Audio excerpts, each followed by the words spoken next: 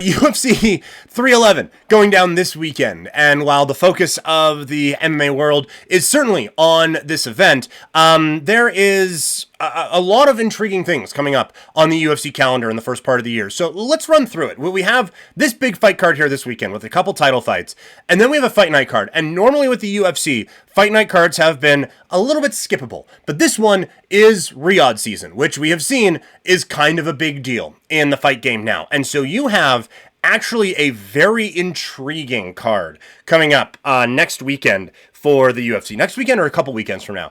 February 1st. So we got a couple of weekends off before we get to this one. And then February 1st is loaded up.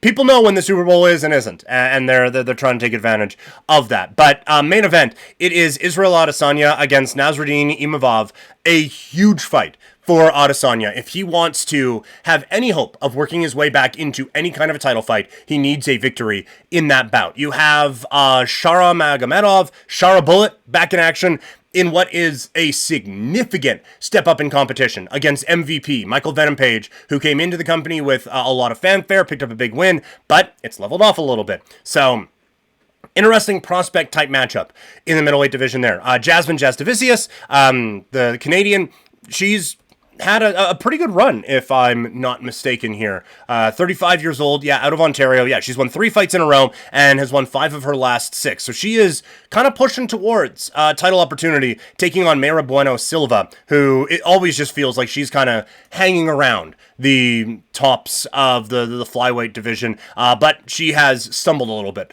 Lost the title fight. Lost most recently to Macy Chiasson, so big opportunity for her, coming up there. You also have Jairzinho Rozenstruik fighting on this card against Sergey Pavlovich. Said Nurmagomedov is also in action on the undercard, so a stacked fight night card coming up in the first part of February. And then just a week after that, it is Dricus du Plessis taking on Sean Strickland, and Zhang Weili taking on Tatiana Suarez in the women's strawweight division. So another 2 championship main card, for a pay-per-view, and that one happening over in Sydney, Australia. So you got Justin Taffa and Jimmy Crute fighting on that one as well. So not a loaded run for the UFC like we have been used to seeing a little bit, as they kind of have spaced some things out with football happening and all of that. And this is kind of the pace you like to see with the Ultimate Fighting Championship, right? Like, let's get a fight night or 2 a month, a pay-per-view, and some breathing room to let this stuff feel special. But this next month here is a very good start for the UFC in what is a pretty important run here as they go into TV contract negotiations and all of that. Well, we have some very, very interesting fights coming up here in 2025.